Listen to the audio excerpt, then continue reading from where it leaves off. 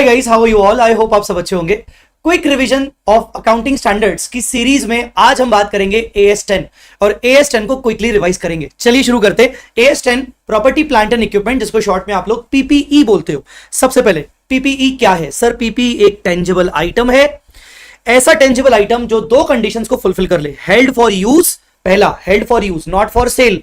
अगर आप उसको ऑर्डिनरी कोर्स ऑफ बिजनेस में सेल करने के लिए रखते हो तो वो आपका इन्वेंट्री बन जाता है। तो हेल्ड फॉर यूज किसमें? In the production of goods, in the supply of goods and services, in the rental to others. आप दूसरों को रेंटिंग पे देने के लिए अपने पास एक टेंजिबल आइटम रख रहे हो। जैसे आप कार रेंटल सर्विसेज देते हो, ठीक है, आप होटल इंडस्ट्री में हो, आप लॉजिंग बोर्डिंग करते हो तो रेंटल टू अदर्स, और एडमिनिस्ट्रेशन पर्पस के लिए है। तो अगर ऐसा कोई भी टेंजिबल आइटम है जो production of goods, supply of goods and services, rental to others, administration purpose के लिए, तो वो पीपी हो सकता है अगर उसका सेकंड कंडीशन फुलफिल हो जाए। सेकंड कंडीशन है expected to be use for more than 12 months. Expected to be use for more than 12 months मतलब यहां पर ये एक्सपेक्टेड हो कि उसकी लाइफ 12 महीने से ज्यादा होगी और हम उसको 12 महीने से ज्यादा यूज कर पाएंगे। सो इसको कहते हैं टेंजिबल आइटम, जो ये दोनों कंडीशन फुलफिल करे, और उसको बोलते हैं पीपीई। याद रखिएगा, रेंटल से रिलेटेड एक चीज है, rental should be the ordinary course of business या ऑर्डिनरी बिजनेस एक्टिविटी। अगर आप ओकेशनल रेंटिंग कर रहे हो या फिर अगर आप अपनी प्रॉपर्टी को रेंट पे देते हो पर आपका रेंट पे देना एक ordinary course of business activity नहीं है, तो वो जो प्रॉपर्टी आपकी है जिसको रेंट पे आप दे रहे हो वो आपकी इन्वेस्टमेंट प्रॉपर्टी है, AS13 लगेगा, वो पीपी नहीं है। रेंटिंग करना एक ऑर्डिनरी कोर्स ऑफ बिजनेस होना चाहिए। अब एक और बात, bearer plant is a PP. Bearer plant क्या होता है? बियरर प्लांट मतलब ऐसा प्लांट जो एग्रीकल्चर प्रोड्यूस पैदा करे, जो एग्रीकल्चर प्रोडक्शन लाए, जैसे मैंगो ट्री, उसको भी पीपी की डेफिनेशन में बाय डिफॉल्ट रखा गया है, क्योंकि वो भी कहीं ना कहीं ये दोनों कंडीशन फुलफिल कर रहा है। यूजफुल लाइफ उसकी 12 महीने से ज्यादा है और held for use in the production of goods है। Biological asset for agriculture purpose. अगर आपके पास कोई बायोलॉजिकल असेट है, सर बायोलॉजिकल असेट क्या होती है? बायोलॉजिकल असेट मतलब एनिमल या फिर प्लांट्स। अब अगर एनिमल की बात करें तो biological asset if it is relating to the agriculture activity वो पीपी नहीं हो सकता, और अगर वो एग्रीकल्चर एक्टिविटी से रिलेटेड नहीं है तो शायद वो पीपी हो सकता है। जैसे सिक्योरिटी पर्पस के लिए आपने डॉग रखे हैं, फैक्ट्री की सिक्योरिटी पर्पस के लिए आपने डॉग रखे हैं, तो रिलेटिंग टू एग्रीकल्चर एक्टिविटी अगर कोई एनिमल है तो पीपी नहीं होगा, और not relating to agriculture activity तो पीपी हो सकता है। प्लांट्स की बात करें, प्लांट्स बियरर प्लांट भी हो सकते हैं, नॉन बियरर प्लांट भी हो सकते हैं। बियरर प्लांट हमने बोला पीपी हो सकता है, पीपी होगा, और नॉन बियरर प्लांट आपके पीपी नहीं होते। नॉन बियरर प्लांट मतलब क्रॉप्स बेसिकली, ठीक है। तो ये हो गए आपके इस तरीके से। फिर out of the scope of PP, PP क्या क्या नहीं होगा हमने बोला। ऐसी कोई एसेट जो लीजेस में आती है वो लीजिंग की अकाउंटिंग लगेगी, AS16 में हट जाएगा। बायोलॉजिकल एसेट जो हमने अभी बात किया। हेल्ड फॉर सेल पीपी, ऐसी पीपी जिसको आपने अब बेचने का मन बना दिया है, उसके ऊपर आप AS10 नहीं लगाओगे। एक्सप्लोरेशन एंड एवेल्यूएशन एक्सपेंडिचर, जो भी आप एक्सपेंडिचर करते हो, exploration evaluation for mineral resources, उसको आप पीपी नहीं बनाओगे, उसके ऊपर आप AS10 नहीं लगाओगे। ये तो था आपका ओवरऑल पीपी का डेफिनेशन। देखा है कोई ऐसा AS जो एक ही पर्टिकुलर चीज के ऊपर इतना सारा क्लैरिफिकेशन दे और इतनी बड़ी सारी डेफिनेशन हो? तो AS10 कंपैरेटिवली बहुत बड़ा है। आगे बात करेंगे रिकॉग्निशन ऑफ पीपी। रिकॉग्निशन मतलब रिकॉर्ड करना। हमें पीपी को कब रिकॉर्ड करना चाहिए बुक्स ऑफ अकाउंट्स में? जब दो कंडीशन फुलफिल हो जाए, फ्यूचर में इकोनॉमिक बेनिफिट्स हमें प्रोबेबल है, और दूसरा हम पीपी की कॉस्ट को रिलायबली मेजर कर सकते हैं। जब हम उसको पहली बार रिकॉर्ड करेंगे तो हम उसको किस वैल्यू पे रिकॉर्ड करेंगे? हम उसको रिकॉर्ड करेंगे कॉस्ट पे। कॉस्ट में तीन बातें आएंगी। पहली, purchase cost including non refundable duties and taxes. अगर जीएसटी का इनपुट क्रेडिट मिल रहा है तो वो नहीं आएगा परचेज कॉस्ट में। दूसरा आएगा डैक। डैक मतलब directly attributable cost. Directly attributable cost में मेजरली लेबर कॉस्ट आ रहा है। आप पीपी को बनाने का लेबर का खर्चा कर रहे हो, टेस्टिंग का खर्चा कर रहे हो, इंस्टॉलेशन का एक्सपेंडिचर कर रहे हो, ट्रांसपोर्टेशन का एक्सपेंसेस कर रहे हो। ये सारे के सारे एक्सपेंसेस जो कि एक पीपीई को उसकी यूजेबल कंडीशन तक पहुंचाने के लिए जरूरी है। Bringing the PP two its current location and condition, PP को उसकी यूजेबल कंडीशन तक पहुंचाने के। तो यहां पर करंट लोकेशन एंड कंडीशन मतलब यूजेबल लोकेशन और कंडीशन तक पहुंचाने के लिए, जहां से आप उसको यूज कर सकते हो, तो वो होता है आपका DAC, directly attributable cost. PP की कॉस्ट में एक और आइटम आता है विच इज डीकमिशनिंग और डिसमेंटलिंग कॉस्ट, जिसको हम डिस्काउंटिंग पे करते हैं, जिसको हम प्रेजेंट वैल्यू पे बुक करते हैं। डीकमिशनिंग और डिस्काउंटिंग कॉस्ट या रिस्टोरेशन कॉस्ट क्या होता है? ये एक ऐसा फ्यूचर का कैश आउटफ्लो है जब आपकी पीपीई की यूजफुल लाइफ खत्म हो जाएगी, और जब आप अपनी पीपीई को उस पर्टिकुलर लैंड में, जिस लैंड से आपने इंस्टॉल किया था, उस लैंड से आप उसको अनइंस्टॉल करोगे, आपको डीकमिशनिंग करना पड़ेगा, तो उस टाइम पर आपके खर्चे होंगे, आपके एक्सपेंडिचर होंगे, वो एक्सपेंडिचर होना तय है बिकॉज आपने पीपी को अब इंस्टॉल कर लिया है। अब आप यूज करो चाहे ना करो, अब वो एक्सपेंसेस होना तय है, इसीलिए वो एक्सपेंसेस का present value will be the decommissioning cost and debit effect इसका पीपी की कॉस्ट में कैपिटलाइज हो जाएगा। और क्रेडिट इफेक्ट, क्योंकि मैं अभी इसको पे नहीं कर रहा हूं, तो क्रेडिट इफेक्ट इसका आएगा to provision for decommissioning liability, to provision for decommissioning liability. मतलब जो भी ये वैल्यू निकलेगा ये पीपी में डेबिट होगा और इसका क्रेडिट इफेक्ट आपका प्रोविजन क्रिएट होगा। तो पीपी की कॉस्ट में ये तीन चीजें आती हैं। पीपी की कॉस्ट में क्या क्या नहीं आता है, पीपी की कॉस्ट में क्या क्या नहीं आता है, पीपी की कॉस्ट में इनॉग्रेशन कॉस्ट नहीं आता है, प्रमोशनल एंड एडवर्टाइजिंग एक्सपेंसेस नहीं आते। आप कोई फैसिलिटी फैक्ट्री का वगैरह कुछ इनॉग्रेट कर रहे हो, बिल्डिंग का इनॉग्रेशन कर रहे हो, एडवर्टीजमेंट प्रमोशन नहीं आएगा। Initial operating losses, company starting में जब बिजनेस स्टार्ट कर रही है शुरू करना, तो कंपनी लॉसेस हो सकता है कंपनी को 2 साल 3 साल तक हो। रीलोकेशन एक्सपेंसेस, एबनॉर्मल लॉसेस, ये सारे के सारे एक्सपेंसेस आपके नहीं आएंगे पीपी की कॉस्ट में। स्टार्टअप एक्सपेंसेस, स्टार्टअप के लीगल एक्सपेंसेस, अगर कोई टेंजिबल आइटम अगर खरीद रहे हो तो वो तो आपका पीपी होगा। इंटरनल प्रॉफिट, एक ब्रांच से हमने मटेरियल परचेज किया टू कंस्ट्रक्ट द पीपी, तो वो जो मटेरियल हमने परचेज किया वो ब्रांच से हमें मिला प्रॉफिट में, तो जो इंटरनल प्रॉफिट होगा वो भी नहीं आएगा। ओवरहेड्स आएंगे पर वो डायरेक्टली एट्रीब्यूटेबल एक्सपेंस होने चाहिए, वो जनरल और एडमिनिस्ट्रेशन और सेलिंग ओवरहेड्स नहीं आएंगे, सेलिंग डिस्ट्रीब्यूशन, ये सारे आइटम्स आपके पीपी की कॉस्ट में नहीं आएंगे। जिन बच्चों के पास मेरा ये चार्ट बुक है उनके पास भी ये वाली बातें नहीं लिखी होंगी, क्योंकि मैंने ये अलग से लिखी हुई हैं। जब चार्ट बुक का नया वर्जन आएगा तो डेफिनेटली आपको इसमें ये दिखने को मिलेगा। बट अगर आपको लगता है कि सर आपको इसकी जरूरत है तो डोंट वरी, बिल्कुल बेटा मैं हूं ना आपके लिए। तो ये पर्टिकुलर चार्ट जिसमें ये सारी बातें मैंने लिखी हुई हैं, ये सारी बातें लिखी हुई हैं, वो भी मैं आपको इस वीडियो के डिस्क्रिप्शन में डाल दूंगा, टेंशन मत लो। तुम्हारा भाई बैठा है यार, काहे की टेंशन, बस वीडियो को लाइक कर देना। चलो उसके बाद अपन आगे बढ़ते हैं। अब आते हैं इनिशियल रिकॉग्निशन, जब आप करोगे कॉस्ट पे करोगे तो फिर उसके भी अलग अलग केसेस है। अगर आप पीपी को एक्वायर कर रहे हो एक्सचेंज पे, आपने एक पीपी परचेज किया उसके बदले कोई दूसरा असेट दिया, तो ऐसे केस में आप फेयर वैल्यू फॉलो करोगे। और फेयर वैल्यू कौन सा, fair value of asset given, first priority of fair value of asset given. अगर आपने मल्टीपल असेट्स दिए हैं, कैश दिया है और दूसरा असेट दिया है, तो दोनों का फेयर वैल्यू मिलाकर आपने जो पीपी खरीदा है उस पर रिकॉर्ड करोगे। अगर fair value of asset given नहीं दिया हुआ तो आप fair value of asset receive, मतलब जो पीपी एक्वायर किया है उसी असेट के फेयर वैल्यू पे आप रिकॉर्ड करोगे।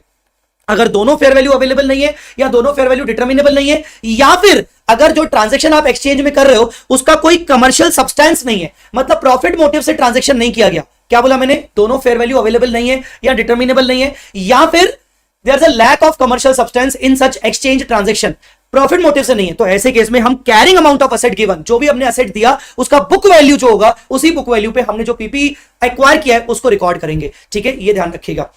दूसरा, अगर पीपी हमें ग्रांट में मिलता है और फ्री ऑफ कॉस्ट में मिलता है तो हम नॉमिनल वैल्यू पे रिकॉर्ड करेंगे, 1 रुपी और 10 रुपीज आपके सामने एंट्री है, PP account debit to reserve account, reserve में डाल देंगे।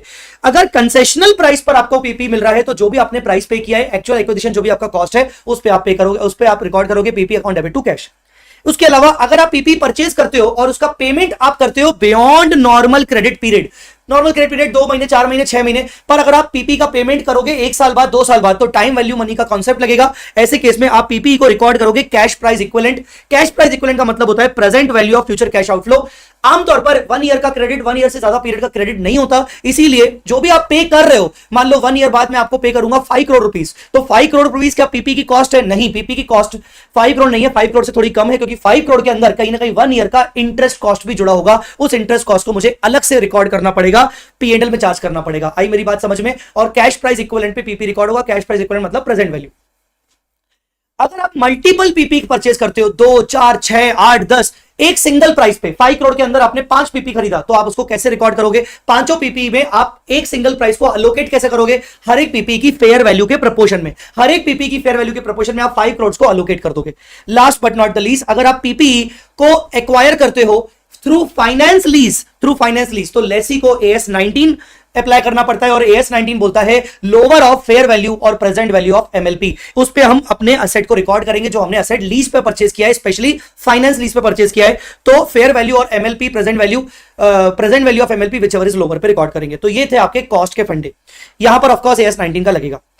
आई मेरी बात समझ में? अब आते हैं सब्सिक्वेंट एक्सपेंडिचर। सब्सिक्वेंट एक्सपेंडिचर क्या है? सब्सिक्वेंट एक्सपेंडिचर मतलब आपने पीपी को रिकॉर्ड तो कर लिया, फर्दर 1 साल बाद, 6 महीने बाद, 2 साल बाद, 3 साल बाद आप पीपी के ऊपर फर्दर एक्सपेंसेस कर रहे हो। अगर वो expenses day to day nature के हैं या जिनसे पीपी का अर्निंग एफिशिएंसी नहीं बढ़ रहा तो आप उन एक्सपेंसेस को P&L में चार्ज करोगे, वो रेगुलर मेंटेनेंस एक्सपेंस होंगे। पर अगर आप पीपी के ऊपर कोई मेजर एक्सपेंडिचर कर रहे हो या कोई रिप्लेसमेंट का एक्सपेंडिचर कर रहे हो, आप उसका कोई कंपोनेंट को रिप्लेस कर रहे हो, तो डेफिनेटली उस पर्टिकुलर नए एक्सपेंडिचर को आप कैपिटलाइज करोगे और जो कंपोनेंट पुराना वाला है जिसको आप हटा रहे हो उस कंपोनेंट की कैरिंग अमाउंट को आप डी रिकॉग्नाइज करोगे। तो capitalise if recognition criteria is met, मतलब अगर ये recognition criteria, future economic benefits और cost can be measured reliably. इसके अलावा previous carrying amount if any derecognise, मतलब मान लीजिए आपने कंपोनेंट को रिप्लेस किया, पुराने कंपोनेंट का आज कैरिंग अमाउंट है 1 लाख रुपीस, नया कंपोनेंट ले आ रहे हो 7 लाख रुपीस का, तो 7 लाख रुपीस पीपी की कॉस्ट में कैपिटलाइज होगा, PP account debit to cash, और जो पुराना कंपोनेंट है 1 लाख रुपीस का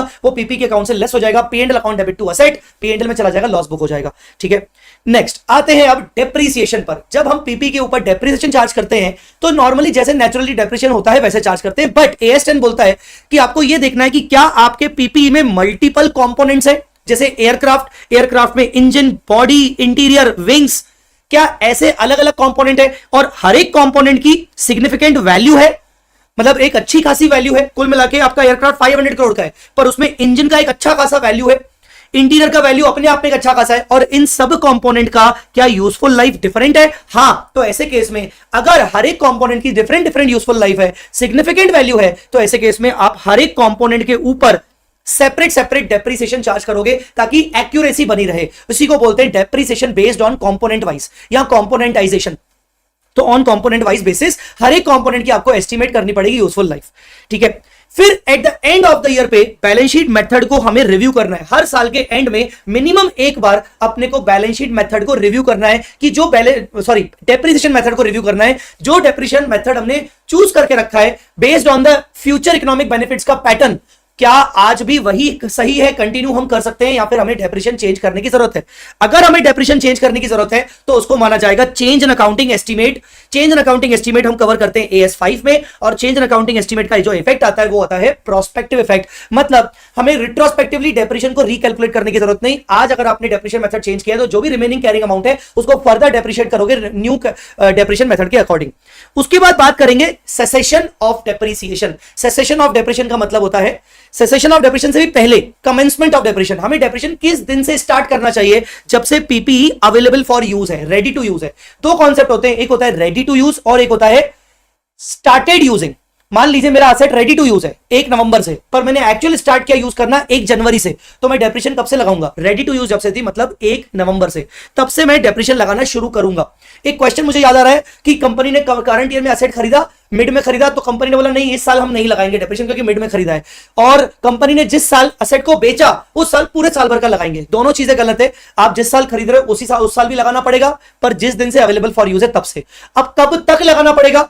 तो सेसेशन ऑफ डेप्रीसिएशन, डेप्रीसिएशन कब तक लगेगा? या तो एसेट की कैरिंग अमाउंट उसके रेसिडुअल वैल्यू के बराबर आ चुकी है, अब आप अपनी एसेट को डेप्रीशिएट नहीं करोगे, या फिर अब आपने डिसाइड कर लिया है कि अब आप अपनी एसेट को यूज नहीं करोगे, एक्टिवली यूज नहीं करोगे, and you have decided to sell it. तो the asset is retired from active use and you have decided to sell it. या फिर आपने सचमुच में एसेट को राइट ऑफ कर दिया अपनी बुक्स ऑफ अकाउंट्स में से। तो आपने अगर अपनी बुक्स में से एसेट को राइट ऑफ कर दिया, डेप्रीसिएशन चार्ज करना बंद करो। आपने अपनी एसेट को हेल्ड फॉर यूज रखा है, हेल्ड फॉर सेल रखा है, मतलब आपके पास एसेट है, बुक्स में एसेट दिख रही है पर आप उसको एक्टिवली यूज नहीं कर रहे हो, रिटायर कर लिया आपने उसको, तो भी आप अपनी एसेट के ऊपर डेप्रीसिएशन चार्ज नहीं करोगे। ठीक है, यहां तक समझ में आएगी नहीं?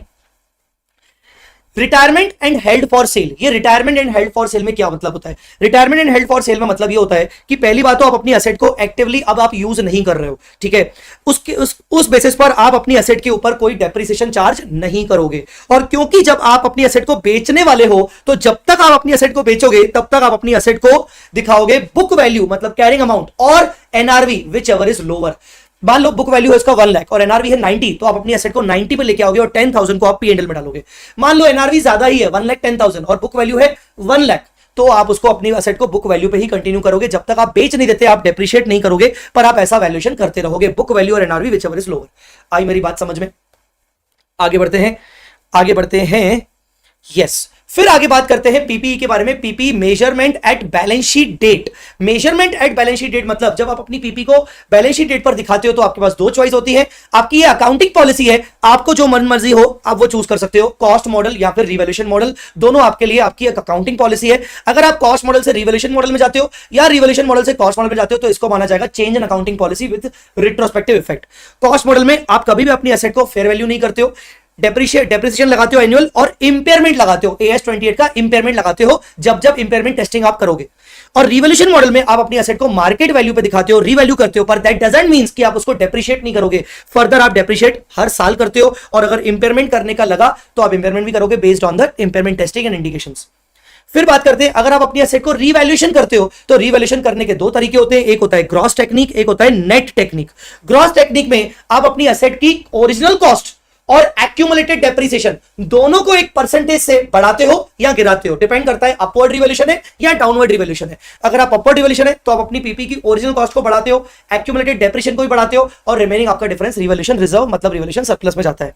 नेट मतलब आपके पास जो एक्यूमुलेटेड डेप्रिसिएशन रखा है उसको आप रिवर्स कर देते हो पीपी से। पीपी का ओरिजिनल कॉस्ट है 5 लाख, एक्यूमुलेटेड डेप्रिसिएशन है 2 लाख, तो एक्यूमुलेटेड डेप्रिसिएशन को पीपी से लेस करके आपका नेट पीपी आ जाता है 3 लाख रुपीस का। अब 3 लाख रुपीस के पीपी को मार्केट वैल्यू से आप कंपेयर करते हो, और फॉर एग्जांपल 4 लाख, तो 1 लाख रुपीस से आप अपनी पीपी की वैल्यू बढ़ाते हो और एंट्री करते हो PP account debit to revaluation reserve. ठीक है, नेट कैरिंग अमाउंट को कंपेयर करते हो फेयर वैल्यू से। आई मेरी बात समझ में?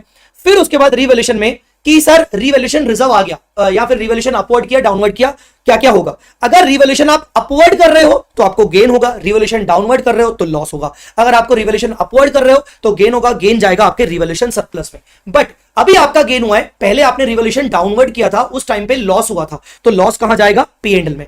पहले आपने लॉस डाला था P&L में, मान लो 5 लाख रुपीस का, अभी आपका गेन हो रहा है रिवैल्यूएशन और वो हो रहा है 6 लाख रुपीस का। क्या करोगे? आउट ऑफ सच गेन आप up to 5 lakh rupees gain को भी P&L में चार्ज करोगे एंड रिमेनिंग 1 लाख रुपीस आप ले जाओगे रिवैल्यूएशन सरप्लस में। मतलब आपका गेन 6 लाख है, प्रीवियस लॉस आपने 5 लाख रुपीस का P&L में बुक किया था, तो 1 लाख रुपीस ही रिवैल्यूएशन रिजर्व में जाएगा, 5 लाख रुपीस का गेन P&L में जाएगा।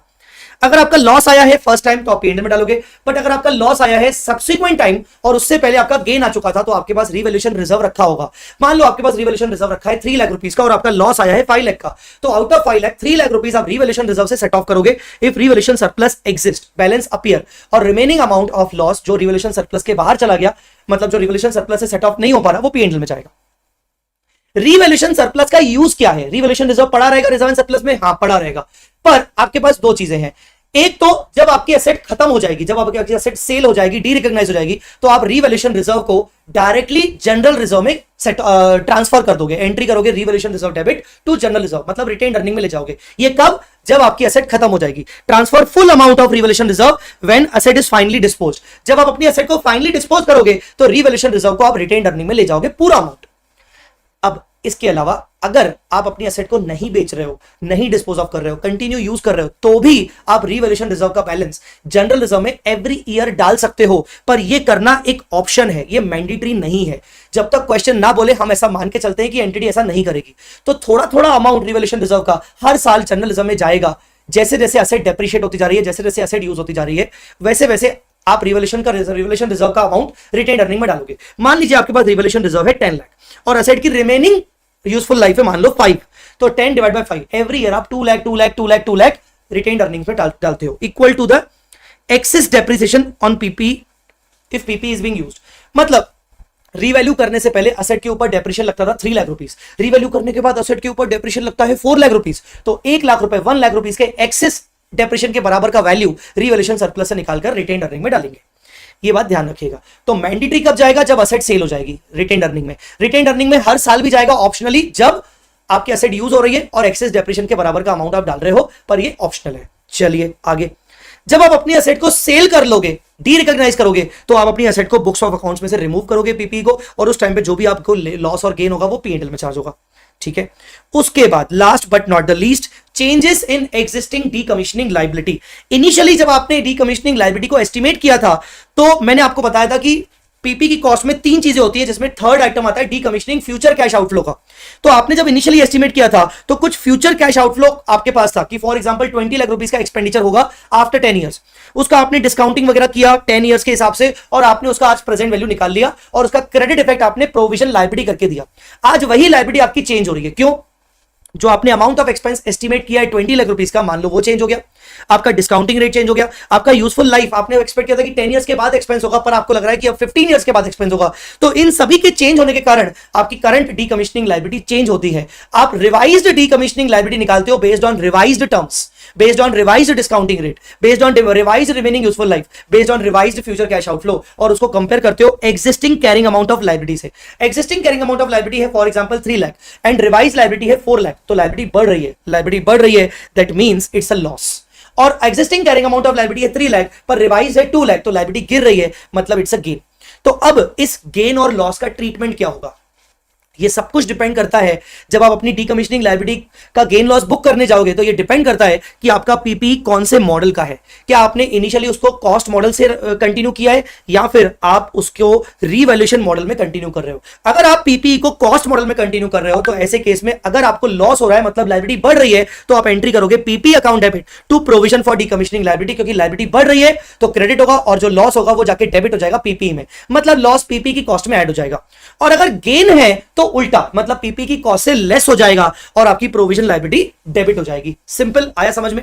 आप अपनी गेन को पीपी से लेस कर दोगे। बेटा क्लियर हुआ कि नहीं? अब मान लो आपके पीपी का कैरिंग अमाउंट, मान लीजिए आपके पीपी का कैरिंग अमाउंट है सपोज 5 लाख रुपीस और आपको जो गेन हुआ है वो हुआ है मान लो 6 लाख रुपीस। अब आप 6 लाख रुपीस को गेन को 5 लाख रुपीस के पीपी से माइनस करोगे तो पीपी नेगेटिव हो जाएगा, इसीलिए बोला गया कि बाकी का डिफरेंस आप पी&एल में चार्ज कर सकते हो। ठीक है, अब यही गेन लॉस का ट्रीटमेंट क्या होगा जब पीपी आपका रीवैल्यूएशन मॉडल में है। रीवैल्यूएशन मॉडल में अगर आपका पीपी है तो फिर ऐसे केस में गेन और लॉस को आप पीपी की कॉस्ट में ना ऐड करोगे ना लेस करोगे। लॉस को ऐड करते थे, गेन को लेस करते थे, पर रीवैल्यूएशन मॉडल में आप पीपी की कॉस्ट में नहीं ले जाओगे। अगर आपको लॉस हो रहा है तो आप लॉस को रीवैल्यूएशन रिजर्व से सेट ऑफ करोगे, अगर आपके पास रीवैल्यूएशन रिजर्व रखा है तो। फर्स्ट प्रायोरिटी, रीवैल्यूएशन रिजर्व नहीं रखा है आप उसको पी&एल में लेके जाओगे लॉस को, मतलब जैसे आप रीवैल्यूएशन करते थे अपनी एसेट का, और आप यहां से प्रोविजन फॉर डीकमिशनिंग लायबिलिटी बढ़ा दोगे। आई मेरी बात समझ में कि नहीं? क्लियर हो कि नहीं? If earlier loss was transfer to P and L then this gain should also be transfer to P and L first before offsetting the revaluation reserve. पहले कभी आपको लॉस हुआ था और आपने पी&एल में डाला था, तो अभी आपको जो गेन हो रहा है तो आप गेन को भी पी&एल में चार्ज करोगे। आगे गेन की बात करें, जब आपको गेन होगा तो गेन से क्या होगा, गेन से आप सबसे पहले पिछले पी&एल, पिछले लॉस, जो मैंने आपको बोला ये एरो थोड़ा गलती से आ गया है, ये कहीं ना कहीं ये वाला है, तो बेसिकली आप क्या करोगे, आपके पास जो गेन आ रहा है डीकमिशनिंग लायबिलिटी कम हो रही है तो आपका प्रोविजन डेबिट हो रहा है और गेन हो रहा है, गेन को आप पी&एल में चार्ज करोगे to the extent of earlier loss. अगर पहले कभी लॉस हुआ था आपने पी&एल में डाला था तो to the extent of earlier loss, या आपने पहले कभी एसेट को रीवैल्यू किया था, डाउनवर्ड किया था, तो वो आपने लॉस पी&एल में बुक किया था, तो gain to the extent of that loss आप पी&एल में डालोगे, बाकी का रिमेनिंग गेन आप रिवैल्यूएशन सरप्लस में ले जाओगे। So guys this was your AS10 property plant and equipment, ये पूरा हमने अभी कवर किया। साथ ही साथ आपको क्या करना चाहिए इसके बाद आपको 151 मास्टर प्रॉब्लम्स की जो शीट है वहां से आपको AS10 के क्वेश्चंस लगाने चाहिए मिनिमम। मैं ये नहीं कह रहा हूं कि ये शीट आपको पूरा ये इनफ है, मैं ये कह रहा हूं कि मिनिमम से मिनिमम ये शीट से आपको सारे क्वेश्चंस लगाने चाहिए AS10 के भी, और इसके अलावा अगर आपके पास बाकी क्वेश्चंस भी हो तो वो आप जरूर लगा सकते हो। बहुत बहुत धन्यवाद ये पूरा लेक्चर सुनने के लिए। अगर आप ये पूरा लेक्चर सुन चुके हो तो आप मुझे अपने फीडबैक कमेंट में जरूर दे सकते हो और मुझे बता सकते हो कि आपको और कौन कौन से स्टैंडर्ड्स, अकाउंटिंग स्टैंडर्ड्स चाहिए ऐसे क्विक रिवीजन वाले। और ये पर्टिकुलर चार्ट जो AS10 का है मैं आपके साथ ये शेयर करता हूं, आपको डिस्क्रिप्शन में मिल जाएगा टेलीग्राम चैनल के थ्रू। डिस्क्रिप्शन में आपको मेरा टेलीग्राम चैनल का लिंक मिलेगा, जैसे ही आप उसको क्लिक करोगे डायरेक्टली आप मेरे चैनल पर चले जाओगे और आपको ये पीडीएफ मिल जाएगा वहीं के वहीं। Thanks a lot guys for watching this video. पसंद आया तो लाइक जरूर करना, चैनल को सब्सक्राइब करना मत भूलना, और मेरे भाइयों बहनों आपको जो AS चाहिए क्विक रिवीजन वाले मुझे कमेंट पे जरूर बताना। Thanks a lot.